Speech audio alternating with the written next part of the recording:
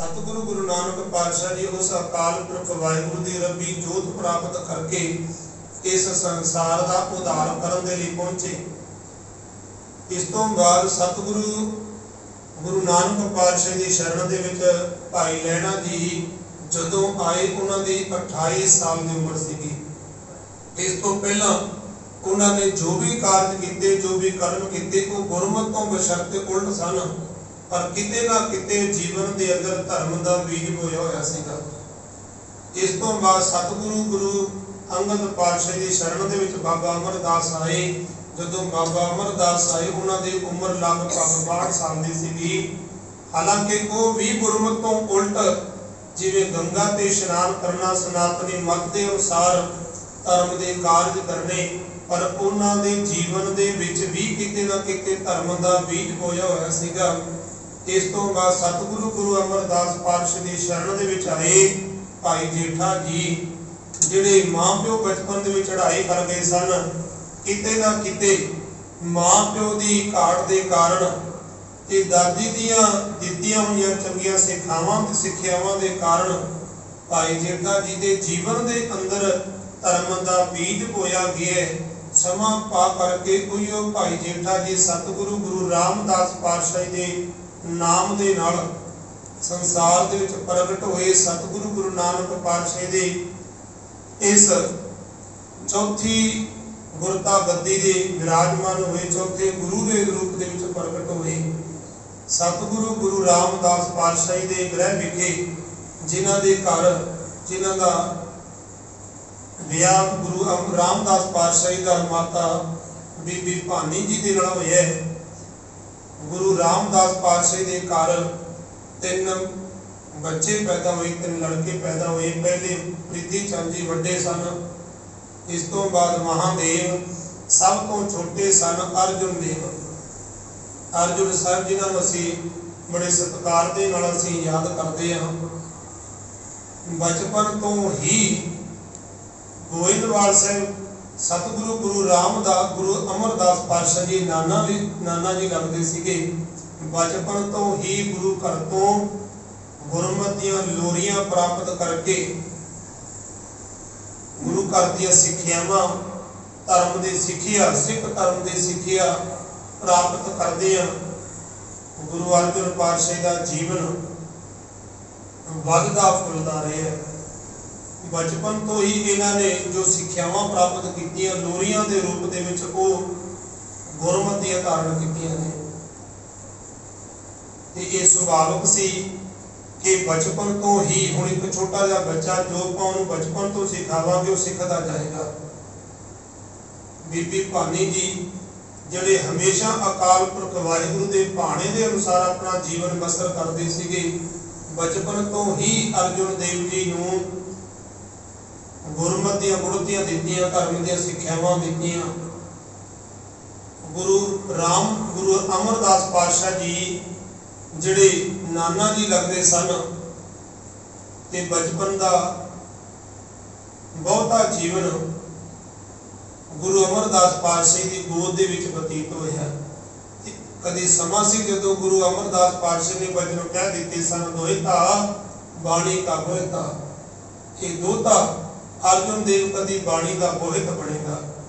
समा लंघदा गया गुरमुख जनों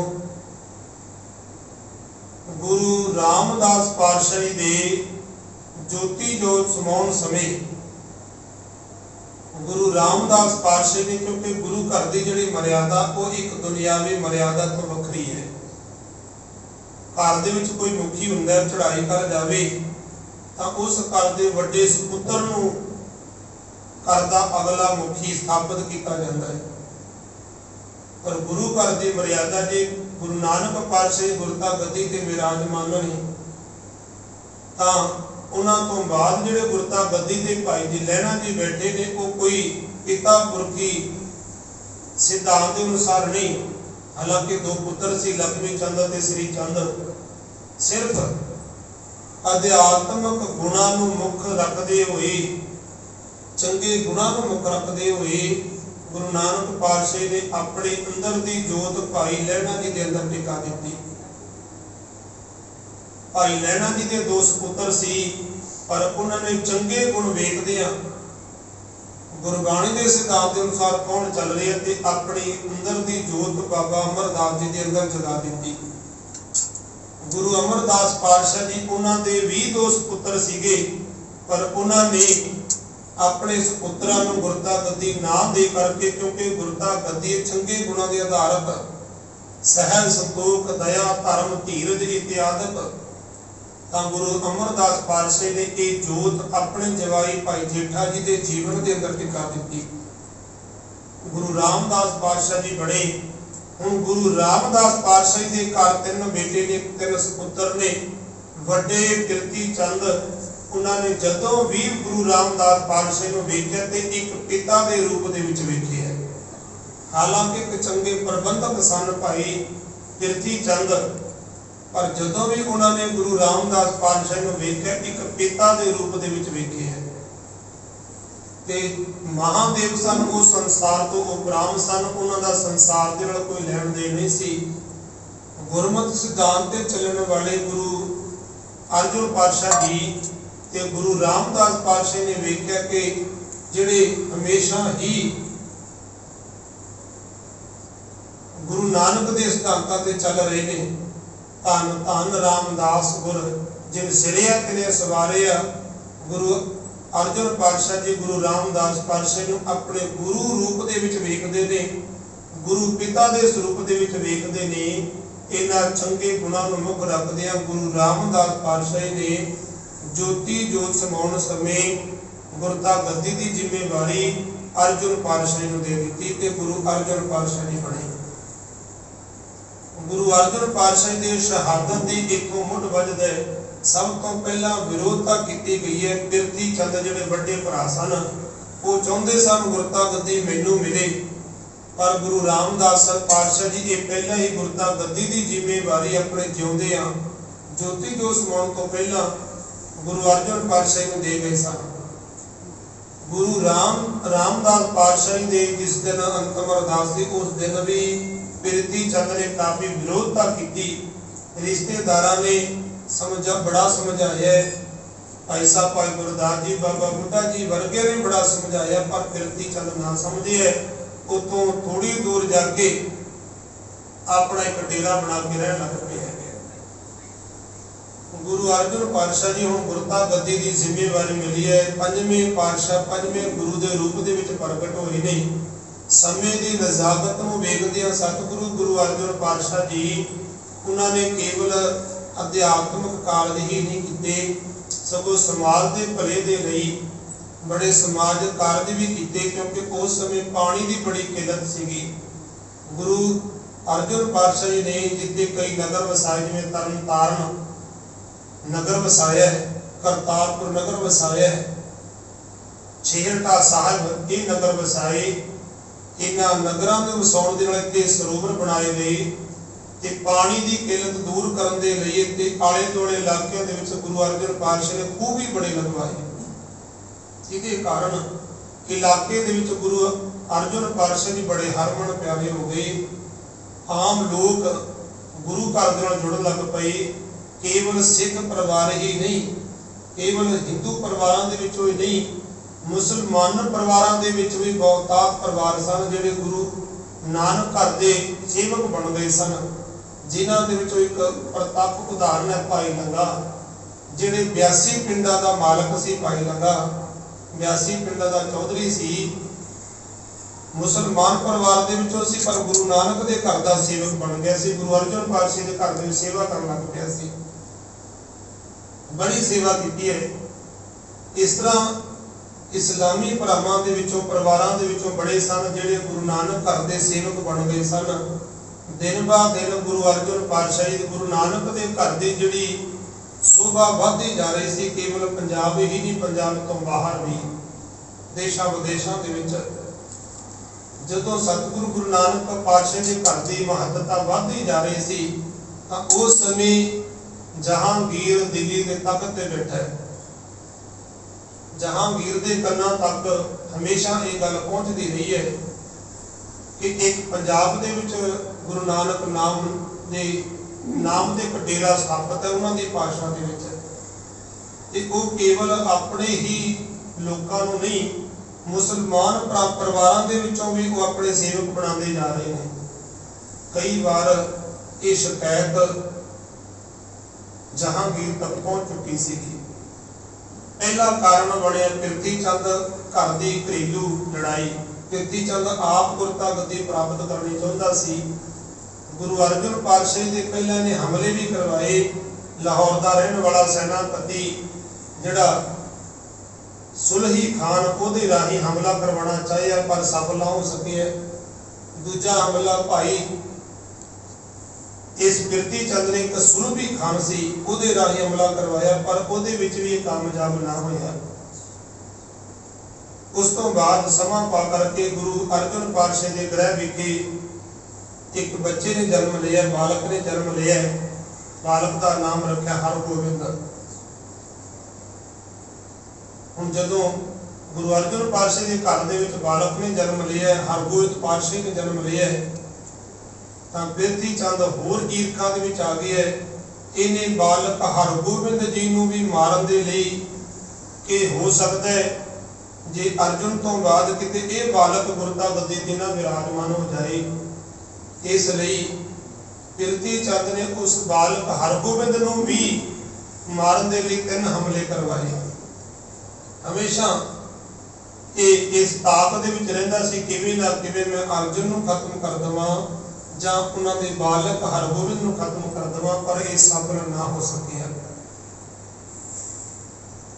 ਉਸ ਸਮੇਂ ਗੁਰਮੁਖ ਜਦੋਂ ਆਲੇ ਦੁਆਲੇ ਇਲਾਕਿਆਂ ਦੇ ਵਿੱਚ ਸਤਿਗੁਰਾਂ ਨੇ ਸਰੋਵਰ ਬਣਾਏ, ਨਗਰ ਵਸਾਏ, ਫੂਲ ਲਗਵਾਏ, ਲੋਕ ਬੜੇ ਭਾਰੀ ਗਿਣਤੀ ਦੇ ਵਿੱਚ ਗੁਰੂ ਘਰਾਂ ਦੇ ਵਿੱਚ ਆਉਣ ਲੱਗ ਪਏ। ਬੜਾ ਸਤਿਕਾਰ ਵੱਧ ਗਿਆ, ਮਹਿਮਾ ਵੱਧ ਗਈ।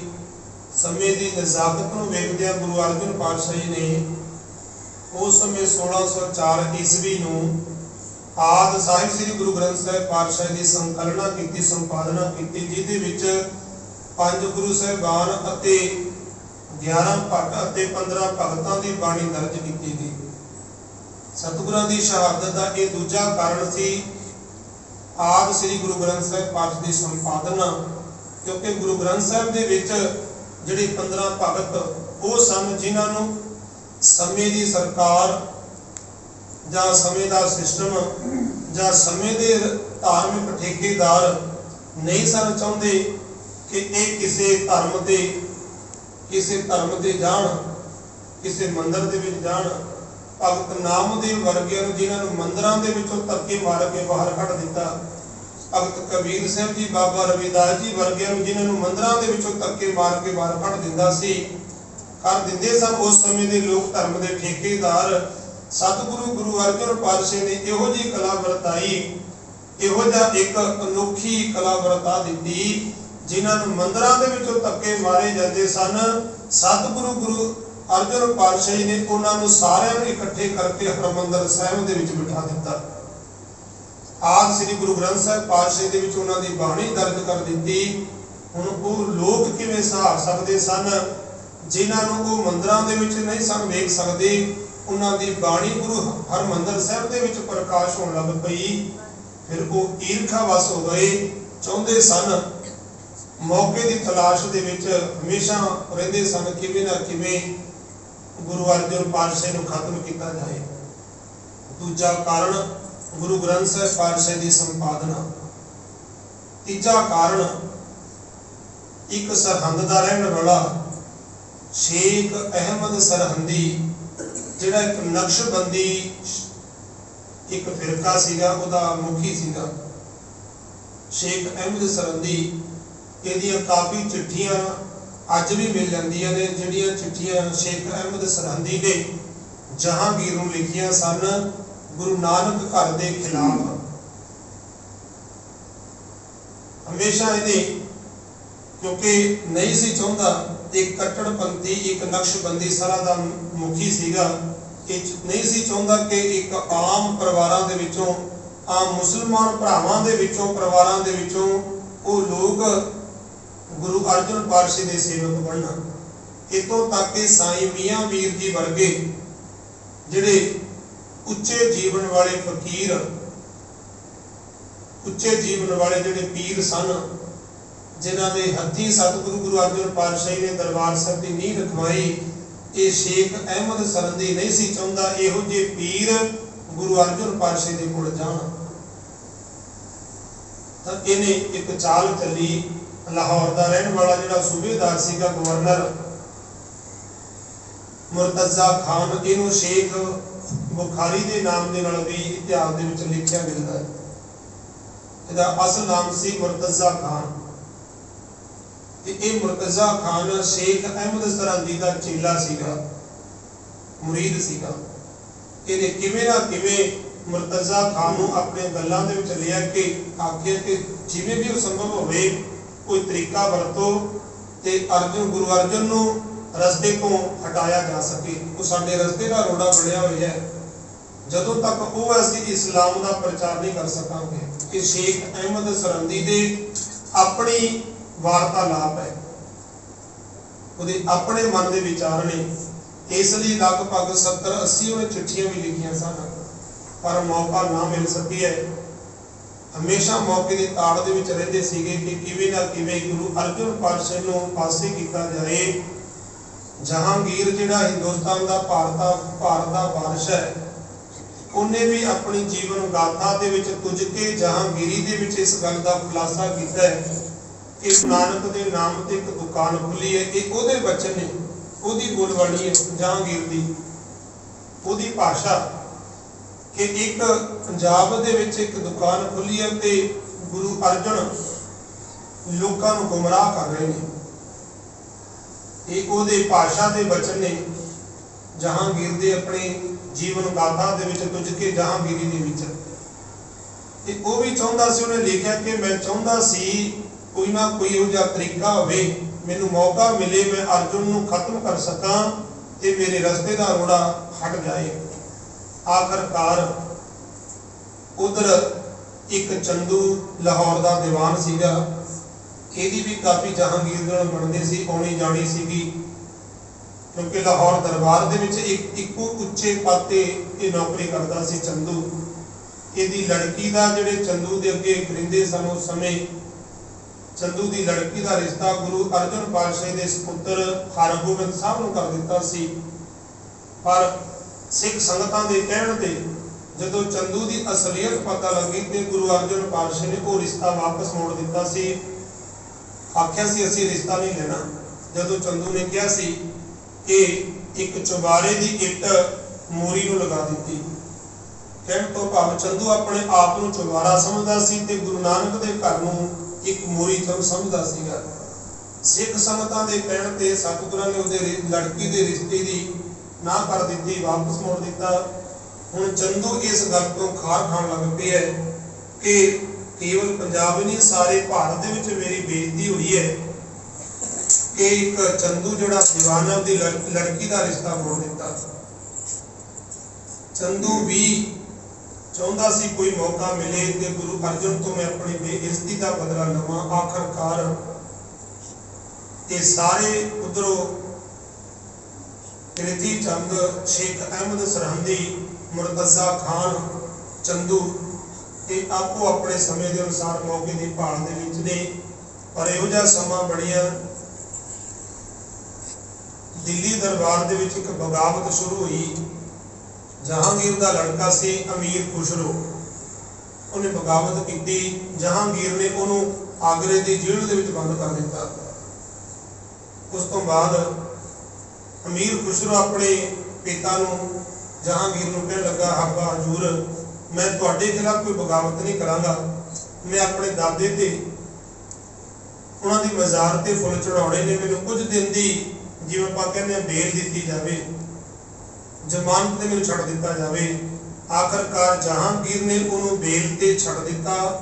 ਬਾਹਰ ਆਉਣ ਸਮੇਂ ਹੀ ਅਮੀਰ ਖੁਸਰੋ ਨੇ ਬਗਾਵਤ ਸ਼ੁਰੂ ਕਰ ਦਿੱਤੀ। ਕੁਝ ਆਪਣੇ ਸਾਥੀ ਲੈ ਕੇ ਇਹਨੇ ਬਗਾਵਤ ਕਰ ਦਿੱਤੀ, ਬਗਾਵਤ ਦਾ ਐਲਾਨ ਕਰ ਦਿੱਤਾ ਤੇ ਉੱਥੋਂ ਦੌੜ ਪਿਆ, ਅਫਗਾਨਿਸਤਾਨ ਨੂੰ ਜਾਣ ਲੱਗਿਆ। ਜਾਂਦਾ ਜਾਂਦਾ ਕਹਿ ਗਿਆ ਕਿ ਮੈਂ ਅਫਗਾਨਿਸਤਾਨ ਤੋਂ ਫੌਜ ਲੈ ਕੇ ਆਵਾਂਗਾ ਤੇ ਆਪਣੇ ਪਿਤਾ ਦੇ ਖਿਲਾਫ ਮੈਂ ਲੜਾਈ ਲੜਾਂਗਾ। ਜਹਾਂਗੀਰ ਨੂੰ ਪਤਾ ਲੱਗਿਆ ਕਿ ਉਹਦੇ ਪੁੱਤਰ ਅਮੀਰ ਖੁਸਰੋ ਨੇ ਬਗਾਵਤ ਕਰ ਦਿੱਤੀ। ਉਹਨੇ ਉਸੇ ਸਮੇਂ ਫੌਜ पिछे लगा दी ते इधर चिट्ठी भेज दी लाहौर दरबार दे विच मुर्तज़ा खान दे कोल कि जिथे भी अमीर खुसरो तुहानूं मिले उन्होंने उस समय कैद करके मेरे सामने पेश किया जाए। पिछे पिछे जहांगीर की फौज के अगे अमीर खुसरो जा रही है। लंघदा लंघदा ये गोइंदवाल साहब के कोलों लंघे है। आखिरकार गोइंदवाल साहब लंघदे कुछ दूरी तो अगे अमीर खुसरो नूं फड़िया गया है ते जहांगीर ने इन्हों फड़ के, हालांकि अपना पुत्र सी, राजनीति है, अमीर खुसरो जहांगीर का पुत्र सीगा, इन्हें अपने बागी पुत्र नूं फड़ के उहदियां अखां दे विच जहर पा के अखां सला दित्तियां सीगियां सूई दे नाल। इस तरह उन्होंने हौली हौली स्लो पॉइजन दे के तड़पा तड़पा के अपने पुत्र नूं जहांगीर ने मारिया सी। जिहड़ा अपने पुत्र दा नहीं है, गुरु अर्जन पातशाह दे लई की लगदे ने। आखिरकार गुरमुख जनों इत्थे शेख अहमद सरहंदी नूं मौका मिलिया, उन्हें अमीर खुसरो नूं मारिया गया, शहीद किया गया। आखिरकार इत्थे उस तो बाद शेख अहमद सरहंदी ने लाहौर के सूबेदार मुर्तज़ा खान के कन्न भरे। इसलिए इस समय साडे कोल बड़ा वधिया मौका है, असी ये गुरु अर्जन साहब ते तोहमत लगा सकते हैं कि जो अमीर खुसरो जा रहा सी ते गुरु अर्जन ने उन्होंने पनाह दी, उन्होंने खर्च के लिए पैसे भी दिते, अपने दरबार दे विच बुलाया, मदद के लिए भरोसा दिता अते ये तोहमत गुरु अर्जन ते लगा के उन्होंने बागी ऐलान देनी है। उस तो बाद असीं उन्होंने फड़ सकते हैं। मुर्तज़ा खान दी गल्लां दे विच आया शेख अहमद सरहंदी सब तो वध रोल है गुरु अर्जन पातशाह की शहादत दे विच। शेख अहमद सरहंदी का चिट्ठी भेजी गई जहांगीर दे कोल। हुण जहांगीर दे मौके की भाल दे विच सीगा, उन्हें उस समय ऐलान कर दिता, कहने लगे भी जिथे भी गुरु अर्जन बागी है उन्होंने फड़िया जाए, क्योंकि ये अमीर खुसरो की मदद की है। जान के इल्जाम लगा दिता।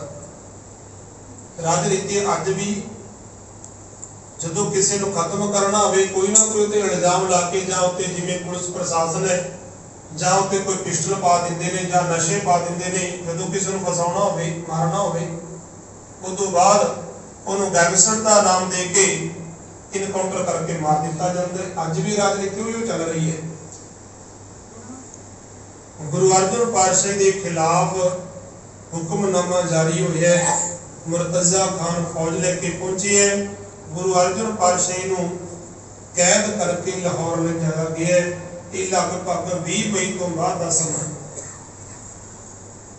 गुरु अर्जन पातशाह जी कुछ सिखां समेत लाहौर दे विच गए ने। उतों का ये गवर्नर मुर्तज़ा खान कहने लगा भी गुरु अर्जन साहब तुसीं अमीर खुसरो की मदद की है। जिहड़ा अमीर खुसरो बागी है, तुसीं एक बागी की मदद करने वाले, तुसीं भी बागी हो, तुसीं भी सजा के हकदार हो। हालांकि गुरु अर्जन पातशाह ने कहने लगे भी अमीर खुसरो नाल साडा कोई संबंध नहीं है, पर साडी कोई दुश्मनी भी नहीं है, क्योंकि इत्थे जो भी आवे किसी को मनाही नहीं है। गुरु नानक दे घर दे दरवाजे सारिਆਂ दे लिए खुले ने, चाहे कोई ईसाई, मुसलमान, चाहे हिंदू, कोई भी किसी भी धर्म का व्यक्ति आवे, असी किसी को वापस नहीं मोड़ते, पर साडा किसी नाल वैर भी नहीं है। सतगुरां दे ये कहे हुए वचन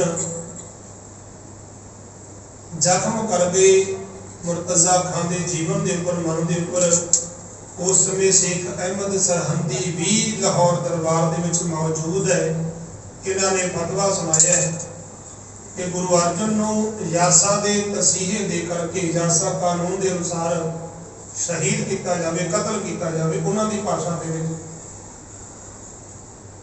पहला 2 दिन गुरु अर्जन पातशाही नूं बिना पानी तो, बिना प्रसादे तो, रोटी पानी तो रखा गया। भुखे प्यासे 2 दिन रखा गया।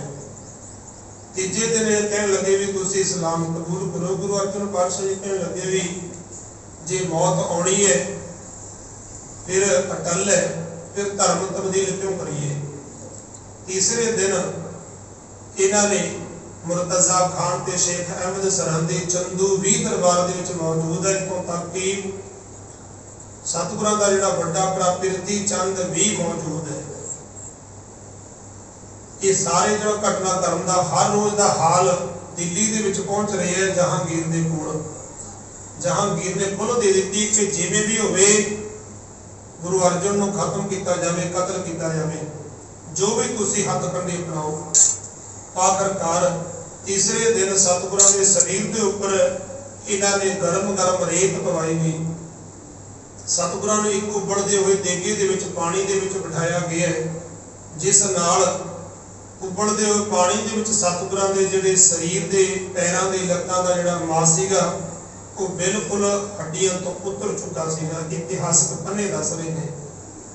इत्थे दो गुरु के सिख सन, भाई लंगा ते भाई पैड़ा जी, सतगुरां नूं बाहां तो फड़ के मोढियां तो फड़ के सहारा दे के लैके गए सीगे। सतगुरां दे कोल तुरन दी हिम्मत भी नहीं सी, इन्ना तशद्दद कीता सी इन्हां जालमां ने। आखिर तीसरे चौथे दिन एक तत्ती तवी, एक चूल्हे के उपर तत्ती तवी रखी गई, गर्म तवी हेठा अग बाली गई। उस गर्म तवी के उपर सतगुरां नूं बिठाया गया। तत्ती तवी के उपर बिठा करके उपर गर्म गर्म रेत पाई गई। ते वेखो गुरमुख जनो महीना भी अत दी गर्मी वाला तपण वाला महीना भी तप रहा है, तवी भी तप रही है, अग भी तप रही है, लकड़ा भी तप रही है, चूल्हा भी तप रहा है, गर्म रेत भी तप रही है, पिरती चंद भी तप रहा है, ईरखा दे विच मुर्तजा खान भी तप रही है, शेख अहमद सरहंदी भी तप रही है ईरखा दे विच, क्रोध दे विच, चंदू भी अपना बदला लेना चाहता ईरखा का, अपनी बेइज्जती का, वह भी तप रहा क्रोध दे विच। पर एक शांत रहे थे सतगुरु गुरु अर्जुन पातशाह जी, जिहड़े आखरे ने तेरा किया मिठा लागे, हर नाम पदार्थ नानक मंगे।